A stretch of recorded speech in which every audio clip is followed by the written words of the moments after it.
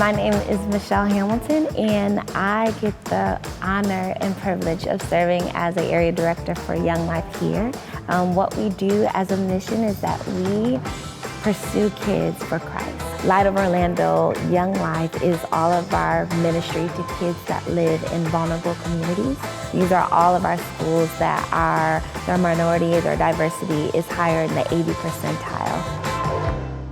I break down Young Life in 3 words: joy, truth, and love.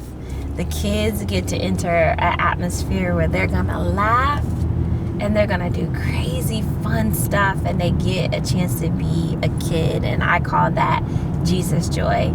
They get to hear the truth of the gospel and what it says about them and the life that God died for them to have, and the access to the Father, and love. They're gonna be loved so well by their leaders. They're gonna experience the love of Christ, and they're gonna learn how to love others. You right now being in the car is almost, it's probably where a lot of the heart of our ministry happens. When it's time to go home, even though we get kids home, we try not to get them home too late. Every single kid wants to be the last one to get dropped off. Everybody wants to be the last one to kind of hold on to what they just experienced at club, to kind of hold on to love and kindness, to be honest with you. The difference between suburban Young Life ministry or multi-ethnic ministry is hope. 4-letter word, hope. The kids that live in this neighborhood where we're sitting right now are hopeless and are swimming in the deep end of hopelessness. The easiest thing is just to drown instead of work to get out. And so that's the lie. The easiest thing is to give up. And that is not why Jesus died for us. He died for them to have a full life. The hardest part is building capacity to do more in a land of lack. Young Life traditionally is supported by the area that the school is in. This zip code alone, the average mean for a household income is $16,000. That's the biggest part, growing capacity to be able to build and grow beyond our financial means and our financial needs. I want Young Life for kids of color to be here 50 years from now.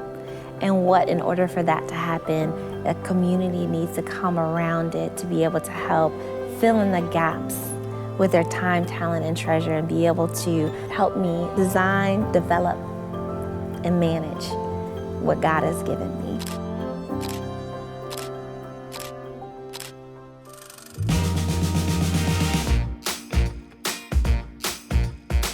In the next 3 years, I would love to have reached 2 more schools and 2 more middle schools. We would love to have 100 to 150 volunteers that are walking and discipling students in the city of Orlando. And so the next step is, as we grow, as we seek the next school, as this gift helps us move into the next place, we're beginning to bring people and community and resources to be able to make it established. That's what we're doing. We are establishing Young Life Multi-Ethnic Ministry in Orlando. We didn't have the mechanism to launch us into the next ministry, to be able to even dream on how to get to that next kid. That's what this gift is doing. This gift is going to literally transform our ministry. That's what's going to happen. It's going to change our ministry. It's going to change our reach to kids, and it's going to change the lives of kids in such a way that we weren't foreseeing for years to come. One of the students was telling another student while I was at lunch at Jones High School, "What is Young Life?" The girl was like, "Girl, just come. That's where you get love real well and they feed you." That was her definition. I think I probably melted right in that moment, but I couldn't just start crying in the middle of a high school lunchroom. But that's what her definition, where you get love real well and they feed you.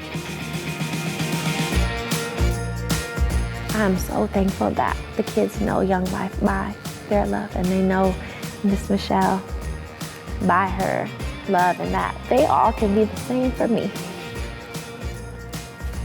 Love just keeps repeating.